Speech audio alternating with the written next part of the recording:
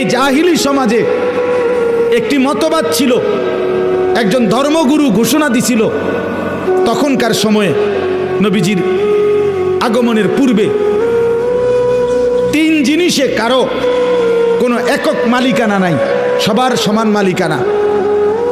তিনটা জিনিসের মধ্যে, এক আগুন, আগুন সবার মালিকানা, দুই পানি, তিন নারী। নাউযুবিল্লাহ, কথা বুঝেন নাই?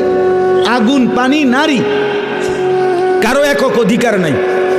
নারী যেখানেই থাকুক, যার কার এটা কোনো কথা নাই, যার যেখানে ইচ্ছা উপভোগ করবে, তার কোনো ব্যক্তি স্বাধীনতা, ব্যক্তি পরিচয় বলতে কিছু নেই।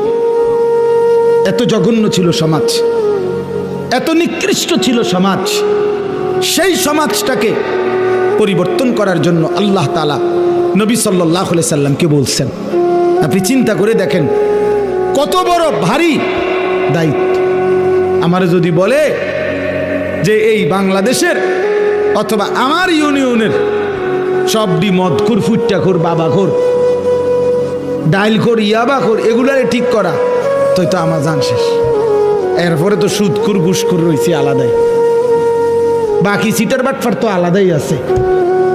শুধু বাবাখোর ঠিক করতে গেলে তো আমি দাদাখোর হয়ে যাব, আমার হায়াত শেষ হয়ে যাবে। তাইলে রাসূলুল্লাহ কথাটাকে আমি একবারে বললে ফেলবো অর্থ, শুধু প্রেক্ষাপটটা বলতেছি। নবী সাল্লাল্লাহু আলাইহি সাল্লামকে তাইলে আল্লাহ তাআলা কত বড় ভারী জিম্মাদারি দিছে। শুধু আরব না, নবীজি শুধু আরবের না, গোটা পৃথিবীর সংশোধন। আল্লাহু আকবার, গোটা পৃথিবীর সংশোধনের দায়িত্ব আল্লাহ দিছেন। আচ্ছা, এই তো একটা বিষয়। তাহলে কাজটা অনেক ভারী ছিল কিনা, যথেষ্ট পেরেশানির বিষয় ছিল কিনা? কি হবে, মনে হয় যেন একটা মহাসাগরের মাঝখানে ওনারে দাঁড় করাই দিছে যে এইবার আপনি এই সাগর পাড়ি দেন। আচ্ছা, কিভাবে? নৌকা নাই, বাহন নাই, জাহাজ নাই, অর্থাৎ কেউ নাই, মনে হয় যেন এরকম ভাবে। আচ্ছা, দুই নাম্বার, একে তো দায়িত্ব দিছে, কঠিন দায়িত্ব বোঝা।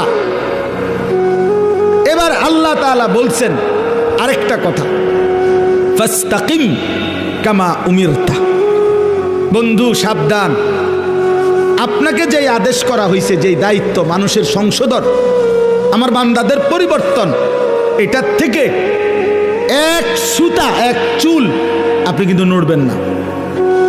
ফাস্তাকিম, মজবুত থাকেন, অটল থাকেন, অবিচল থাকেন।